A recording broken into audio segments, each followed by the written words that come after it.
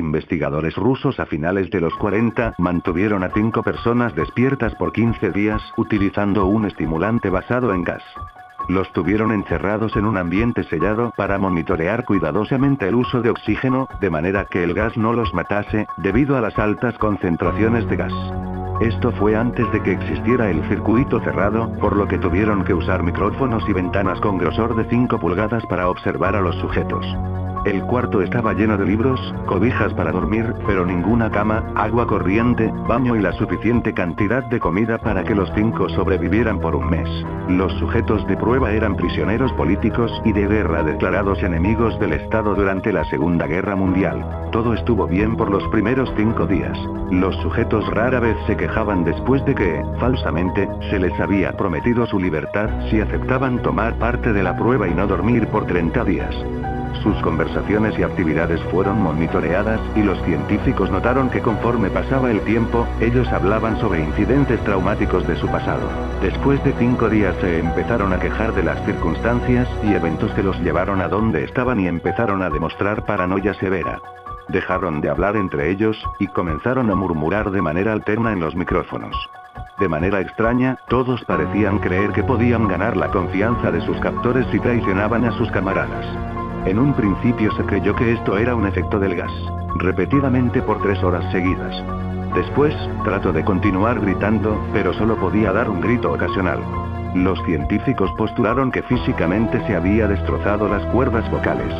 La parte más sorprendente de este comportamiento fue cómo sus compañeros reaccionaron a esto. O mejor dicho, como no reaccionaron, continuaban murmurando en los micrófonos hasta que el segundo de los prisioneros comenzó a gritar. 2 de los prisioneros que no gritaban, tomaron los libros y llenaron página tras página de sus propias heces, y de manera calmada, los pusieron sobre las ventanas del cuarto. Los gritos cesaron de repente, al igual que los murmullos de los micrófonos. Pasaron otros 3 días. Los investigadores checaban los micrófonos constantemente para asegurarse de que trabajaban, porque creían que era imposible no escuchar sonidos con 5 personas dentro. El consumo de oxígeno indicaba que los 5 debían seguir vivos. De hecho, el consumo de oxígeno era el necesario para 5 personas que hacían ejercicio extenuante. En la mañana del 14º día, los investigadores hicieron algo que no debían hacer para llamar la atención de los prisioneros. Utilizaron el intercom dentro del cuarto, esperando provocar respuestas de los prisioneros, pues temían que estuviesen muertos, o en estado vegetal. Anunciaron: abriremos el cuarto para probar los micrófonos. Aléjense de las puertas y acuéstense con las manos atrás en el piso o se les disparará. Se le otorgará la libertad a uno de ustedes si obedecen. Para su sorpresa, escucharon solo una frase, con voz calmada: no queremos ser liberados. Hubo gran debate entre los investigadores y fuerzas militares que financiaban el proyecto.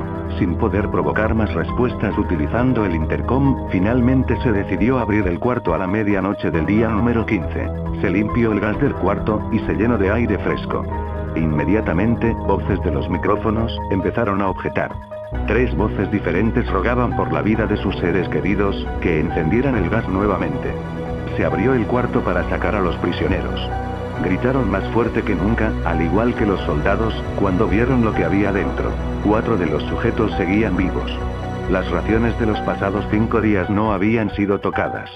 Habían pedazos de carne de las costillas y pantorrillas del sujeto muerto colocados dentro del drenaje del centro del cuarto, bloqueándolo, permitiendo que 4 pulgadas de agua se acumulara en el piso. Los 4 sobrevivientes también tenían pedazos de piel y carne arrancada de sus cuerpos. La destrucción de tejidos y la exposición de huesos en la punta de sus dedos indicaba que las heridas fueron infligidas por las manos, y no con los dientes, como era de suponerse. Al examinarlos, se descubrió que la mayoría de las heridas fueron autoinfligidas en su mayoría. La piel y los órganos detrás de las costillas fueron removidos, mientras que el corazón, los pulmones y el diafragma seguían en su lugar. El tracto digestivo de los 4 sujetos podía verse trabajar, digiriendo comida. Rápidamente se hizo aparente estaban digiriendo su propia carne, y que ellos la arrancaron y se la comieron en el transcurso de los días. La mayoría de los soldados eran fuerzas especiales rusas en las instalaciones, pero aún así, muchos se negaron a regresar al cuarto para sacar a los prisioneros. Estos sin embargo, insistían a gritos que los dejaran dentro y de manera alterna rogaron y demandaron que se encendiera el gas nuevamente, para evitar quedarse dormidos. Para sorpresa de todos, los sujetos pusieron una resistencia feroz durante la extracción. Un soldado ruso falleció cuando un sujeto le mordió el cuello, otro fue gravemente herido cuando otro de los prisioneros le mordió la arteria femoral y los testículos. Otros 5 soldados perdieron la vida, si se cuentan a aquellos que se quitaron la vida en las semanas consecuentes al incidente. Durante la lucha, uno de los prisioneros dañó su brazo, sangrando de manera casi inmediata. Se intentó sedar al sujeto, pero fue imposible. Se le inyectó más de 10 veces de la dosis humana de morfina, y aún así luchó como un animal rodeado, rompiendo las costillas y un brazo de un doctor. Se veía latir su corazón al máximo por 2 minutos completos, mientras se desangraba, y continuó gritando por más de 3 minutos, atacando a quien se le acercara, repitiendo la palabra más una y otra vez, cada vez más débil, hasta que cayó en silencio. Los otros 3 sobrevivientes fueron inmovilizados fuertemente y llevados hacia instalaciones médicas. 2 de ellos, con cuerdas vocales intactas, demandaban continuamente más gas para permanecer despiertos. El más herido de los 3, fue llevado al único cuarto de cirugía que había en las instalaciones. En el proceso de su preparación para colocar nuevamente sus órganos en su lugar, se notó que el sujeto era totalmente inmune a los sedantes. Peleó furiosamente cuando el gas anestésico se le estaba colocando. Se necesitó un poco más de anestesia de la normal para sedarlo, pero al momento que sus ojos se cerraron, su corazón se detuvo. En la autopsia, se encontró que en su sangre había 3 veces la cantidad normal de oxígeno. También se rompió 9 huesos en la lucha para no ser controlado. El segundo sobreviviente, era el que primero gritó del grupo. Con sus cuerdas vocales destruidas, él no pudo objetar la cirugía, y solo reaccionaba agitando violentamente la cabeza en desacuerdo cuando se le administraba el gas anestésico. Afirmó violentamente con la cabeza cuando alguien sugirió hacer la cirugía sin anestesia, y no reaccionó durante la misma, que duró 6 horas en la cual se intentó reemplazar sus órganos abdominales y cubrirlo con lo que quedaba de su piel. El cirujano afirmó que era médicamente imposible que el sujeto siguiera con vida. Una enfermera aterrada que ayudó en la cirugía, comentó que la boca del paciente formaba una sonrisa cada vez que sus ojos se encontraban. Cuando la cirugía terminó, el sujeto miró al cirujano y empezó a hacer sonidos fuertemente, como tratando de hablar. Asumiendo que esto era de gran importancia, el cirujano le entregó un papel y una pluma, para que el paciente pudiera comunicarse. Sigue cortando, escribió. Se le hizo la misma cirugía sin anestesia a los otros 2 sujetos. Se les tuvo que inyectar un paralítico, pues ellos reían constantemente, y le era imposible realizar la operación al cirujano. Una vez paralizados, solo podían interactuar con sus ojos. En el momento en que pudieron hablar nuevamente, exigieron una vez más el gas estimulante. Los investigadores trataron de averiguar por qué se lastimaron de esa forma a sí mismos, y por qué querían el gas nuevamente. La única respuesta fue: debo permanecer despierto. Se reforzó a los 3 sujetos y los devolvieron al cuarto, para espera de su destino. Los investigadores, enfrentando la furia de sus benefactores militares, por haber fallado las metas del proyecto, consideraron dar eutanasia a los prisioneros. El comandante, un ex KGB, vio potencial en el proyecto, y en su lugar decidió ver qué pasaría si ponían el gas nuevamente. Los científicos se negaron rotundamente, pero al final, tuvieron que aceptar. En preparación para ser sellados nuevamente en el cuarto, los prisioneros fueron conectados a un monitor EEG.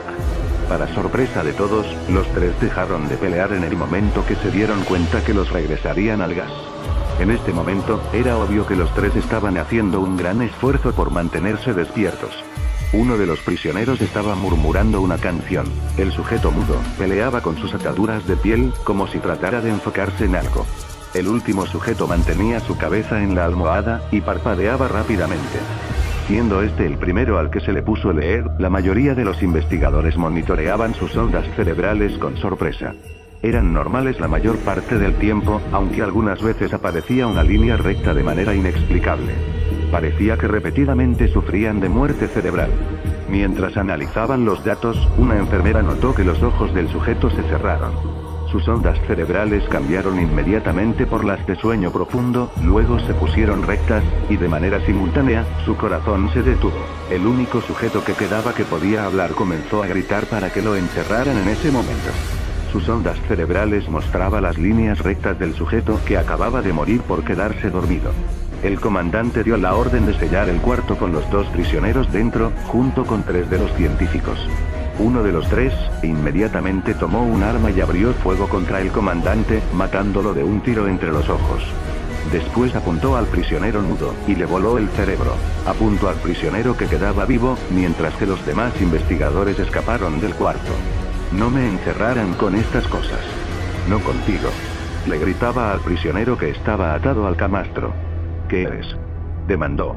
Necesito saber, exclamación de cierre. El prisionero sonrió. ¿Tan fácilmente te has olvidado de mí? El prisionero preguntó. Somos ustedes. Somos la locura que está encerrada en todos ustedes, rogando por libertad en cada momento de tu vida, desde lo más profundo de tu mente animal. Somos aquello de lo que te escondes en tu cama todas las noches. Somos lo que duermes y silencias, y paralizas cuando te vas a tu cielo nocturno, donde no te podemos alcanzar. El investigador hizo una pausa. Apuntó al corazón del prisionero y disparó. El EEG mostró una línea recta mientras el sujeto débilmente murmuró casi tan libre.